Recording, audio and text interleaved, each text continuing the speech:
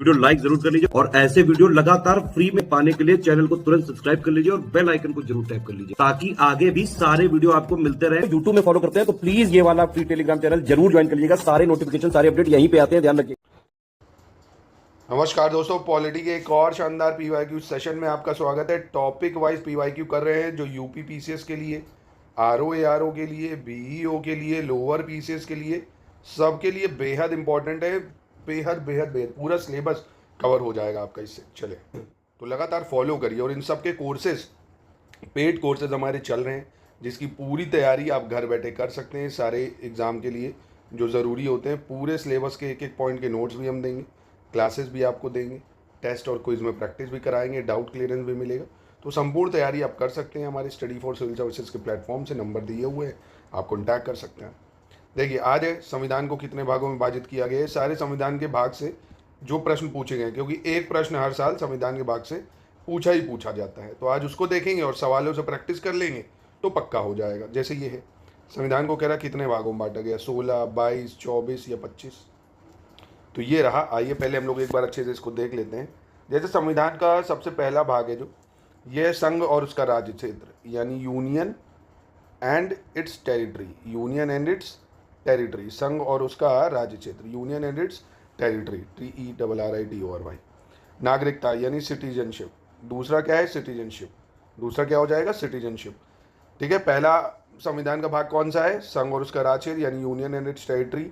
तीसरा है सिटीजनशिप यानी नागरिकता। चौथा है फंडामेंटल राइट यानी मौलिक अधिकार। भाई ये हमने नागरिकता जो है भारत में एकल नागरिकता है, ये हमने यूके से ली है। मौलिक अधिकार हमने यूएसए से लिया है। ये सब मैं आपको इससे पहले वाले टॉपिक्स में करा चुका हूँ। तो पार्ट 3 में दिया है मौलिक अधिकार, है ना। आर्टिकल हम लोग अलग से देख लेंगे, अभी उसकी टेंशन नहीं है। 12 से 35 में है फंडामेंटल राइट।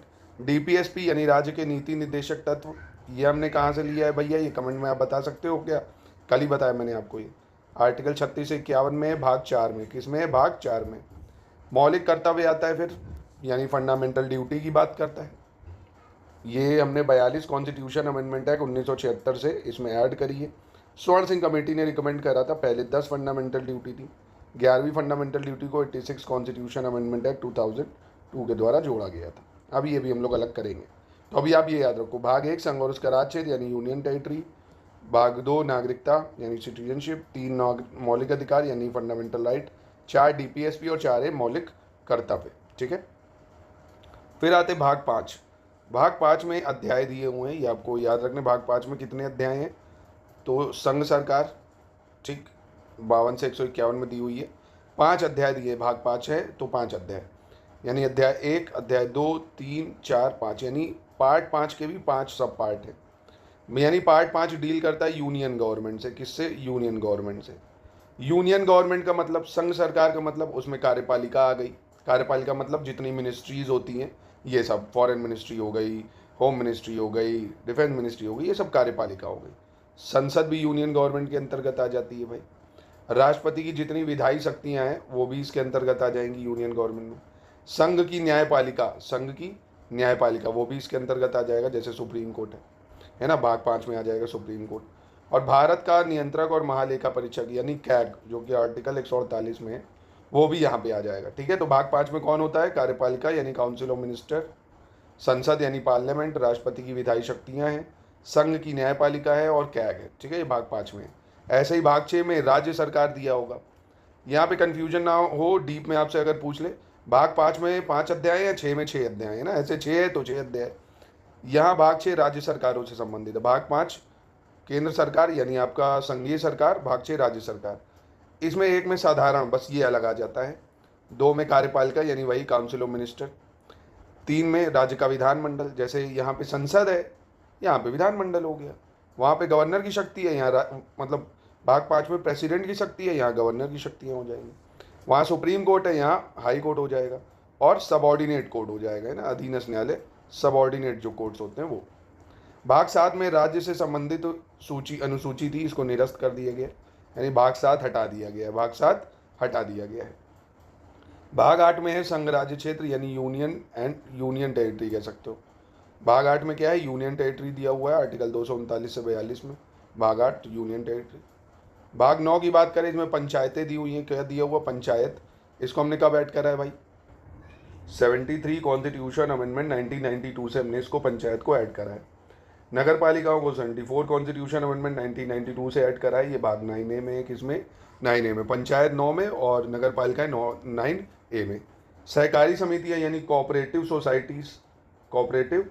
सोसाइटीज़ ये किस में दिया हुआ है आपको 9B में दिया हुआ है। इसको हमने कब ऐड करा है 97 कॉन्स्टिट्यूशन अमेंडमेंट 2011 से। फिर भाग 10 की बात करते हैं, इसमें अनुसूचित जाति और जनजाति क्षेत्र आ जाते हैं ना, अनुसूचित जाति और अनुसूचित जनजाति क्षेत्र, ठीक है। भाग 11 बहुत इंपॉर्टेंट है, इसमें लेजिस्लेटिव रिलेशन दिए हुए हैं यानी विधायी संबंध। लेजिस्लेटिव रिलेशन कौन से, लेजिस्लेटिव रिलेशन यानी विधायी संबंध ये भाग 11 में, ठीक है। भाग 11 में कितने अध्याय हैं आपके, 2 अध्याय हैं, विधायी संबंध और प्रशासनिक संबंध। ये आपको याद रखना, एग्जाम में पूछता है। विधायी संबंध है आर्टिकल 245 से 55 में, विधायी संबंध कितने हैं 245 से 55 में। प्रशासनिक संबंध है 256 से 263 में, किसमें 256 से 263 में, ठीक है। फिर भाग 12 में आता है आपका वित्त, संपत्ति, संविदाएं और वाद यानी finance, property, contract and suits. वित्त, संपत्ति, संविदाएं और वाद 264 से 300 में ये आ जाता है, 264 से 300 में। भाग 13 में भारत के राज्य क्षेत्र के भीतर व्यापार, वाणिज्य और समागम आता है।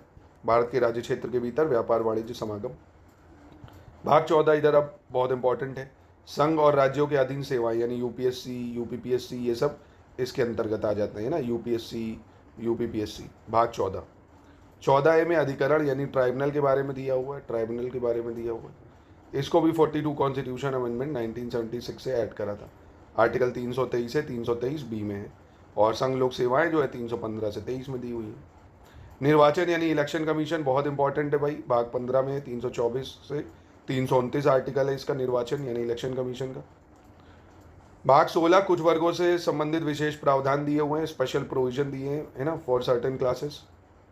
भाग 17 बहुत ज़्यादा इंपॉर्टेंट है, इसमें ऑफिशियल लैंग्वेज यानी राजभाषा के बारे में दिया हुआ है, ऑफिशियल लैंग्वेज यानी राजभाषा। 18 बहुत ज़्यादा इंपॉर्टेंट है, इमरजेंसी प्रोविजन यानी आपात उपबंध के बारे में दिया हुआ है। 19 प्रकीर्ण यानी मिसलेनियस के बारे में दिया हुआ है, किसके बारे में दिया है, मिसलेनियस के बारे में। भाग 20 संविधान का संशोधन कैसे होगा अनुच्छेद 368 के तहत, वो बताता है भाग 20। 21 में अस्थायी, संक्रमणशील और विशेष उपबंध दिए हुए हैं। 22 में संक्षिप्त नाम, प्रारंभ, हिंदी में प्राधिकृत पाठ वगैरह दिया है।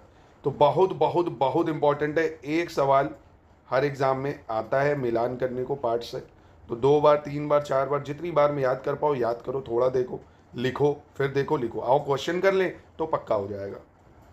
तो संविधान को कितने भागों में विभाजित करा गया, 22 भागों में। आज मैं कह रहा कौन सा युग में सही सुमेलित है ये बताना है आपको।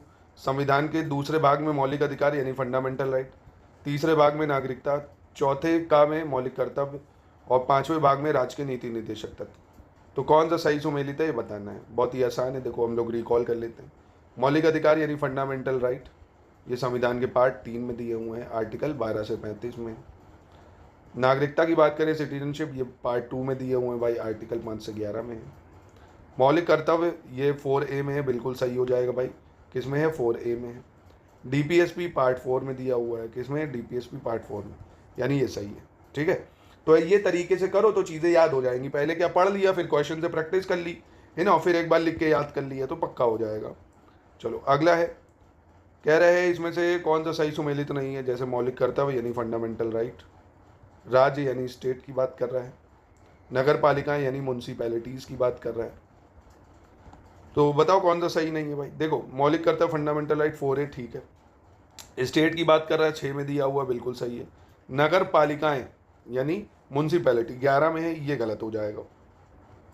नगर पालिकाएं कहाँ पे दी हुई थी, 9A में दी हुई है, किस में दी हुई है 9A में दी है ना, तो ये आपको याद रखना है, यानी पहला दूसरा सिर्फ सही है। पर इसमें पूछ क्या रहा है कौन सा सही नहीं है, तो आप बताओगे पार्ट 3 यानी ये नहीं सही है, ठीक है। ये अभी देखो 25 में ही पूछा गया है। फिर कह रहा संघ तथा राज्य क्षेत्र, मौलिक कर्तव्य, नागरिकता, डीपीएसपी है ना, इनको आपको क्रम अनुसार लगाना होगा, लगा दो भाई। Union and it's territory part 1 में है, नागरिकता पार्ट 2 में है, मौलिक कर्तव्य पार्ट 3 में है, डीपीएसपी पार्ट 4 में हो गया भाई, सिंपल हो गया। फिर कह रहा है इनमें से कौन सा सही मैच नहीं कर रहा, नागरिकता भाग 2, संघ राज्य क्षेत्र भाग 7, नगर पालिकाएं 9A, निर्वाचन पार्ट 15। तो अभी मैंने बताया भाग 7 तो हटा दिया गया। संघ राज्य क्षेत्र की बात करें तो उसको पार्ट 8 में डाला गया है, किसमें डाला गया पार्ट 8 में। भाई 5 में यूनियन है, 6 में स्टेट है, 7 हटा दिया गया, 8 में यूनियन टेरिटरी हो गई। ठीक है, फिर देखो संविधान का भाग 9, भाग 8, 4A और 9A मिलाओ, मिलाओ भाई। देखो 9A में क्या दिया हुआ है, नगर पालिकाएं, 9 में क्या है, पंचायत, 8 में संघ राज्य क्षेत्र, 4A में मूल कर्तव्य यानी फंडामेंटल ड्यूटी। तो जब प्रैक्टिस कर लोगे तो चीज़ें याद हो जाएंगी। फिर देखो कह रहा कौन सा सही सुमेलित नहीं है, ये आपको बताना है। पंचायत, नगर पालिकाएं, सहकारी समिति, अधिकरण। तो बहुत ही आसान है, यहाँ आप देखेंगे जो अधिकरण है, ट्राइब्यूनल है, ये पार्ट 14A में दिया हुआ है। किस में दिया हुआ है, पार्ट 14A में दिया हुआ है। ठीक है, पंचायत 9 हो गई, नगर पालिका 9 का, सहकारी समिति 9 का।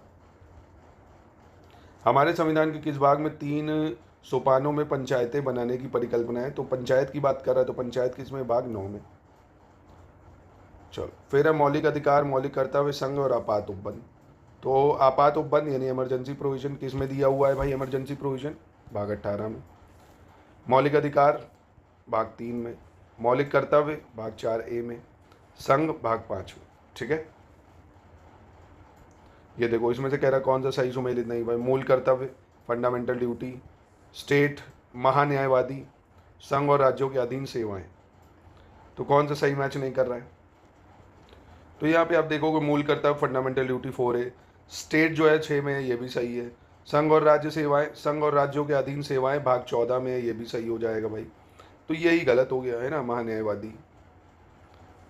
कौन सा प्रावधान संविधान का भाग सही सुमेलित नहीं, फिर बताना। देखो राजभाषा कह रहा 17 में है, संघ राज्य क्षेत्र 8, अनुसूचित और जनजाति क्षेत्र भाग 10, अधिकरण 11। तो है ना आसान। देखो अधिकरण अभी मैंने आपको बताया भाग 14A में, किस में है, 14A में ट्राइब्यूनल है, 42 कॉन्स्टिट्यूशन अमेंडमेंट से ऐड करा था। तो आप देखेंगे पीसीएस के हर एग्जाम में हर साल संविधान के पार्ट से एक सवाल जरूर पूछा जाता है, तो इसको जरूर आपको याद रखना है। लोअर पीसीएस में भी पूछेगा, आरओ ARO BEO सब में ही पूछता है। फिर देखो संविधान का कौन सा भाग और अध्याय संघ और राज्यों के बीच विधायी संबंध के बारे में। संघ और राज्यों के बीच विधायी संबंध किस में दिए हुए हैं भाई, तो बताया था ना, भाग 11 अध्याय 1 में दिए हुए हैं, है ना। फिर दूसरे में प्रशासनिक संबंध दिए हुए हैं। संविधान के किस भाग में निर्वाचन संबंधी प्रावधान है, यानी इलेक्शन कमीशन की बात कर रहे हैं, 17, 16, 15 या 14 में। तो इलेक्शन कमीशन किस में है भाई, भाग 15 में इलेक्शन कमीशन हो जाएगा। 14 में यूपीएससी वगैरह यानी ऑल इंडिया सर्विसेज दी हुई है ना। 17 में लैंग्वेज दिया हुआ है, ऑफिशियल लैंग्वेज। और वहीं 16 में स्पेशल प्रोविजन दिए हैं फॉर सर्टेन क्लासेस। अब तो आपको याद हो गया होगा भाई, 15, 16, 17, 18 मिलाओ। 18 में क्या है, इमरजेंसी। 15 में क्या है, निर्वाचन यानी इलेक्शन कमीशन। 16 में क्या है, कुछ वर्गों के संबंध में विशेष उपबंध। और 17 में राजभाषा।